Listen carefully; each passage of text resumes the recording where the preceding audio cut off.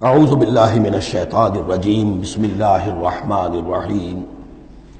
سورہ قصص کے آخری یہ دو رکوع ہیں، جن میں سے پہلے رکوع میں ایک کردار کا ذکر ہو رہا ہے، قارون، اور میں آپ کو بتا چکا ہوں کہ یہ کردار جو ہے اسے بھی ایک فرد نہ سمجھیے، بلکہ یہ کہ جو بھی کوئی حکمران قوم ہوتی ہے وہ اپنی غلام قوم کے اندر اس طرح کے کردار باقاعدہ پیدا کرتی ہے، جس کو کہ کہا تھا ملکہ سبا نے کہ ان الملوک اذا دخلوا قریۃ جعلوا عزت اہلھا اذلہ، اور اس کا ایک نتیجہ یہ نکلتا ہے کہ جو گھٹیا لوگ ہوتے ہیں، بے غیرت لوگ ہوتے ہیں، اپنی قوم کے ساتھ غداری کرتے ہیں، انہیں پھر وہاں خطابات دیے جاتے ہیں، نوازا جاتا ہے، ان کے اونچے منصب ہوتے ہیں، آنریڈی مجسٹریٹ بنا دیے گئے ہیں، فلاں ہو گئے ہیں۔ یہ سب کون تھے؟ یہ انگریزوں نے در حقیقت ہندوستان میں اپنی جو حکومت کو مضبوط کرنے کے لیے یہ ایک طبقہ جو ہے ہندوستانیوں میں سے ڈیولپ کیا تھا، اس طبقے کا یہ کردار ہے قارون۔ اچھا، اس قسم کے لوگوں کو پھر انگریز بڑے بڑے ٹھیکے دیتے تھے۔ اب آرمی کے سپلائی کے ٹھیکے ہیں تو بڑے بڑے ٹھیکیدار یہی ہوتے تھے، انہی کے پاس سرمایہ ہو جاتے تھے۔ یہ ساری چیزیں جو ہے ایک دوسرے سے ملی جلی ہوئی ہیں۔ اسی طرح کا ایک شخص جو ہے یہ قارون تھا اسرائیلی، اور نہ صرف اسرائیلی، حضرت موسیٰ علیہ السلام کا سگا چچا زاد بھائی، فرسٹ کزن، لیکن یہ کہ یہ حکومت کے ساتھ فرعون کے دربار میں اس کی رسائی تھی، وہاں اس کی پذیرائی تھی، اور وہاں سے اس کو مراعات ملتی تھی۔ اس نے اتنی دولت سمیٹ لی تھی، جیسے ہمارے ہاں بھی بعض اب جو سیاسی کردار ہیں وہ گویا کہ علامتی بن گئے دولت سمیٹنے میں، تو بے تحاشا دولت اس نے جمع کر لی تھی۔ اب اس کا کردار سامنے آ رہا ہے۔ ان قارون کان من قوم موسیٰ، یقیناً قارون جو ہے وہ موسیٰ کی قوم ہی سے تھا۔ تورات میں اس کا نام قورہ آیا ہے، یعنی قارون کے بجائے قورہ، یہ کوئی تلفظ کا فرق ہو سکتا ہے۔ فبغى علیہم، اگرچہ موسیٰ کی قوم میں سے تھا لیکن اس نے زیادتی کی، سرکشی کی، شرارت کی اپنی قوم کے خلاف، یعنی غداری کی۔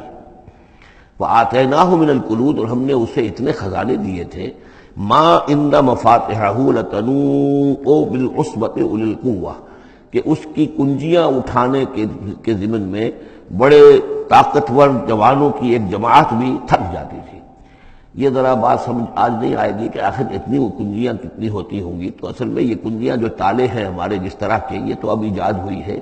پچھلے زمانے میں کیا ہوتا تھا کہ کوئی بڑا سٹور ہے تو اس کے آگے بڑا ایک پھاٹک لگا ہوا ہے، اور اس پھاٹک کے ساتھ جو دروازے کو بند کرنے کے لیے بڑی لمبی لکڑیاں لگائی جاتی تھیں، تو اس طریقے سے وہ جو اڑنگے لگائے جاتے تھے اسی سے وہ پھر دروازے جو ہے بند ہوتے تھے۔ تو اس طرح کی کوئی شے ہوگی، ورنہ جس طرح کے تالے اب ہمارے ہاں ہوتے ہیں اس طرح کے تالے تو اتنے نہیں ہو سکتے کسی بھی معاملے کے، لیکن یہ کہ اس کو اگر ذہن میں رکھیں تو بہرحال اس سے جو مراد ہے وہ یہ کہ دولت بے انتہا اس کے پاس جمع تھی۔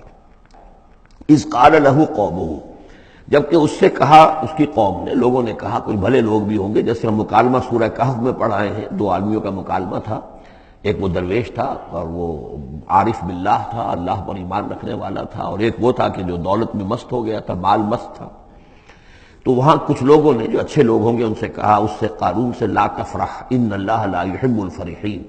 یہ ذرا یہاں پر پانچ چیزیں جو آ رہی ہیں گنتے جائیے کہ ایسے لوگ جن کے پاس بہت سی دولت جمع ہو گئی ہو، ان کو ان 4-5 چیزوں کو پیش نظر رکھنا چاہیے۔ سب سے پہلے یہ کہ لا تفرح ان اللہ لا يحب الفرح، اس پر اتراؤ نہیں، اتراؤ مت، اللہ تعالیٰ کو اترانے والے پسند نہیں۔ نمبر 2، وابتغ فیما آتاک اللہ الدار الآخرہ، جو کچھ اللہ نے تمہیں دولت دی ہے تو اس سے دار الآخرہ حاصل کرنے کی کوشش کرو، اللہ کے لیے خرچ کرو تاکہ آخرت میں تمہیں اس کا اجر و ثواب ملے، تو تم گویا کہ آخرت کو خریدو گے اپنی اس دولت کے عوض۔ ان اللہ اشتری من المؤمنین انفسهم واموالهم بان لهم الجنہ۔ نمبر 3، ولا تنس نصیبک من الدنیا، معلوم ہوتا کہ بخیل بھی بہت تھا کہ وہ اپنے اوپر بھی کچھ خرچ نہیں کرتا تھا، جمع کرنے ہی کے اس کو فکر دامنگیر رہتی تھی۔ اور مت بھولو خود اپنا حصہ بھی دنیا میں سے، جیسے کہ ہم نے سورہ اعراف میں پڑھا تھا کہ قل من حرم زینۃ اللہ التی اخرج لعبادہ والطیبات من الرزق، اگر اللہ نے کسی کو کچھ دیا ہے تو پھر وہ اچھا کھائے، اچھا پہنے، اس میں کس نے حرام کیا ہے؟ کوئی رہبانیت کا انداز تو نہیں ہے۔ اور یہ بھی ہم پڑھ چکے ہیں سورہ الفرقان میں کہ وہ اللہ کے جو نیک بندے ہیں، عباد الرحمن، ان کے اوصاف میں سے ہے والذین اذا انفقوا لم یسرفوا ولم یقتروا، وہ لوگ کہ جو خرچ کرتے ہیں تو نہ تو اسراف کرتے ہیں لیکن اس کے ساتھ ہی بخل سے بھی کام نہیں لیتے۔ تو یہ بخیلی مت کرو، اور اس جو دولت تمہیں اللہ نے دی ہے اس سے کم اپنی ذات پر بھی خرچ کرو، اچھا کھاؤ، اچھا پہنو۔ چوتھی چیز، وَأَحْسِنْ كَمَا أَحْسَنَ اللَّهُ إِلَيْكَ، اور لوگوں پر احسان کرو، لوگوں کے ساتھ بھلائی کرو جیسے اللہ نے تمہارے ساتھ بھلائی کی ہے۔ اللہ نے تمہیں دولت دی ہے تو جو بھی تمہاری قوم کے یا اور دوسرے لوگ بھی ہوں، اس میں تو کوئی علیحدہ تخصیص نہیں ہے، غریبوں کا، محتاجوں کا، مسکینوں کا، ان کا جو حق ہے، وفی اموالہم حق معلوم للسائل والمحروم، تو اس میں سے یہ ہے کہ اللہ نے تم پر احسان کیا ہے، یہ دولت دی ہے تو تم لوگوں کے ساتھ احسان کرو۔ اور پانچویں بات، ولا تبغی الفساد فی الارض، زمین میں فساد مت بچاؤ۔ اب یہ کیا مراد ہے؟ فساد کون سا مچا رہا تھا؟ وہ نبی تھے اس وقت کے حضرت موسیٰ علیہ السلام۔ حضرت موسیٰ علیہ السلام اپنے کار نبوت و فرائض رسالت کی ادائیگی میں پوری طریقے سے لگے ہوئے ہیں، اور کچھ لوگ ان کے ساتھ دے رہے ہیں، ان کا ہاتھ بٹا رہے ہیں۔ اب کچھ لوگ اس کام میں جب اڑنگا ڈالیں گے تو گویا کہ یہ فساد فی الارض ہے۔ اللہ تعالیٰ جو خیر چاہتا ہے موسیٰ کے ذریعے سے وجود میں آئے، اب اگر آپ موسیٰ کی مخالفت کریں گے، اس کی اسکیموں کو ناکام کرنے کی کوشش کریں گے، یہ وہی بات ہے جو منافقین کے بارے میں سورہ بقرہ کے دوسرے رکوع میں آ چکی ہے۔ وَإِذَا قِيلَ لَهُمْ لَا تُفْسِدُوا فِي الْأَرْضِ قَالُوا إِنَّمَا نَحْنُ مُصْلِحُونَ أَلَا إِنَّهُمْ هُمُ الْمُفْسِدُونَ وَلَٰكِن لَا يَشْعُرُونَ۔ جب ان سے کہا جاتا ہے کہ تم زمین میں فساد یہی تھا کہ ایک جماعت ہے، ایک تحریک ہے، اس کا ایک نظم ہے، اس نظم کے خلاف تم ریشہ دوانیاں کر رہے ہو، اور اگر اس کی اسکیموں کو فیل کرنے کی کوشش کر رہے ہو تو گویا کہ جو اصلاحی عمل ہے، جو انقلاب برپا کرنے کے لیے جد و جہد ہو رہی ہے، اس کو نقصان پہنچا رہے ہو۔ ان اللہ لا يحب المفسدین، اللہ کو ایسے مفسد پسند نہیں ہے۔ تو یہ پانچ چیزیں گن لیجئے۔ نمبر ایک، لا تفرح ان اللہ لا يحب الفرحین۔ نمبر دو، وابتغ فیما آتاک اللہ الدار الآخرہ، جو کچھ اللہ نے دیا ہے اس سے آخرت کا گھر حاصل کرنے کی کوشش کرو، یعنی انفاق فی سبیل اللہ، اللہ کی راہ میں صرف کرنا۔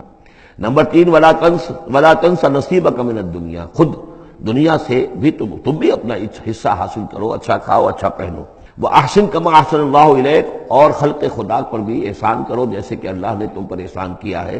اور نمبر پانچ، وَلَا تَبْغِ الْفَسَادَ فِي الْأَرْضِ، دین کے لیے، اللہ کی توحید کے لیے، اللہ کے دین کے لیے جو جد و جہد ہو رہی ہے اس کو تقویت پہنچاؤ، نہ یہ کہ اس کے اندر تم خلل پیدا کرنے کی کوشش کر رہے ہو۔